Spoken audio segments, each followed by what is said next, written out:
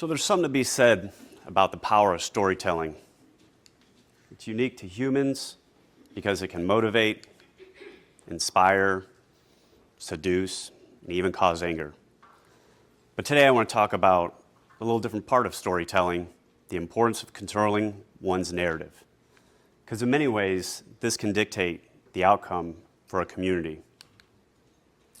So 15 years ago, I had hair. Then I got involved in politics. And one of the things I learned during the process is it's not just about your brand, but also your opponents.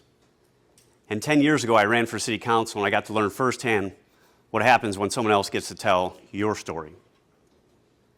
And in many ways, the world has treated Gary like a political opponent, trying to control its brand and trying to control its narrative. In 1993, the city was deemed the murder capital of the nation. And in many ways, this stain has carried on to even today. But today, I'm going to put that myth to the rest. So Gary's unique. Unlike other Rust Belt cities, it's a lot smaller. These other large cities have had the rich side of town to be able to offset the poor side of the tracks, which skews the data. And one thing that makes Gary unique is it's part of Indiana's last frontier. It was founded in 1906, and within a few years there were 50 ethnicities. And with those culture enclaves over time, they moved out of the city, leaving the most vulnerable people behind. And so today, that statistical anomaly is the big challenge. So those big cities, their data didn't change, but it changed for Gary.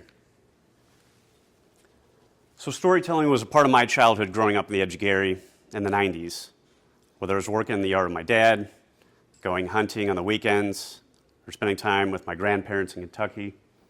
Oral narrative was how we lived. In fact, it's where many of my life lessons were learned. I'm going to give you an example here. So my dad was very particular about our yard. Now, we lived in the last house on a dead-end street, but you would have thought that our lawn was in a manicure contest at the national level. So I'd ask my dad how to be more efficient, effective at how to mow the lawn. And he would say, "Son, do I have to draw you a picture?" It was a Southern saying he learned from my grandfather, kind of a backhanded slight that was transplanted to the Midwest. One thing I learned about researching my family's history is that it's all rooted in the agrarian tradition, where life is centered around faith, family, and community. My family spent 150 years as farmers in western Kentucky. But when my papa returned from the Korean War, he saw there was nothing left of his community. Even the newspaper said, men only have two options here: go to Gary, Indiana, or find a coal mine in eastern Kentucky. So him and my mama chose option one, and they came up to Gary in the 1950s. And the first house was 815 Carolina, and the second one was over 956 Hovey. They brought family, but the industrial North has a way of challenging a man's faith. And community for him would be reshaped as he joined the United Steelworkers Union. Now, shared work experience transcends cultural barriers. My papa often worked on the cars of his fellow black laborers, and my grandmother would get upset. It wasn't the color of their skin that bothered her, but it was the fact that he was unwilling to even charge them for the car parts. But he told her, "You never know when I might need their help one day," as he gave him vegetables from their garden. My papa worked at the sheet and tin mill, which was one of the first racially integrated parts of U.S. Steel. And there's a lot of great interviews that are captured in this book, Black Freedom Fighters in Steel, which was written by a native that lives in Miller. But in my research, these interactions go back further. In the Great Steel Strike in 1919, there was interracial solidarity that was organized by the local NAACP. This is while race riots were going on across the country in what was known as Red Summer. And as a steel kid, I learned that organized labor and unions is really the true precursor to the civil rights movement.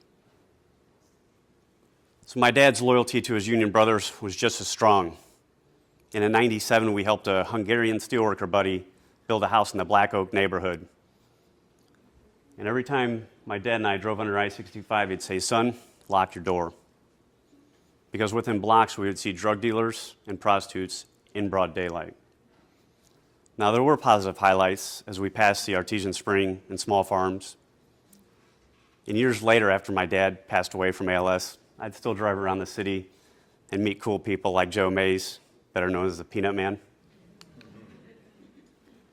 So I grew up in a multi-ethnic, multiracial community, but it was on the color line. So my interactions with Black Americans was pretty limited. But culturally, all my favorite musicians, actors, and such were all Black. Now, I will admit, I did abandon the Bulls when Jordan retired the first time, but I did represent Gary's own big dog when I was in the 6th grade. So at the end of high school, college, grad school, and even years after part-time, I worked on Gary's West Side at an engineering contractor that serviced the steel mills. So I drove up and down the city every day. The city looked rough, but all the people that I met were wonderful. And I've captured a lot of those experiences in my Substack. But one in particular, never understood this song, The First of the Month, by Bone Thugs and Harmony, till I experienced it first time at a bank in Brunswick. I met a guy named D, and then I drove him to 2 other banks that had lines that were even longer. So I drove him to McDonald's and we had lunch, and it was a time that changed my life. Just a couple years later, that inspired me to join the board of the Urban League. And a year later, I became a life member of the NAACP in Gary.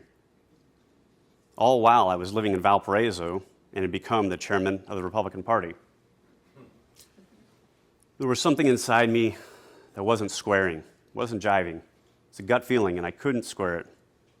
Why did I feel more comfortable at an NAACP annual dinner in Gary than I did at a high-end Republican fundraiser in Valpo? That changed in 2016 when I read the book Hillbilly Elegy.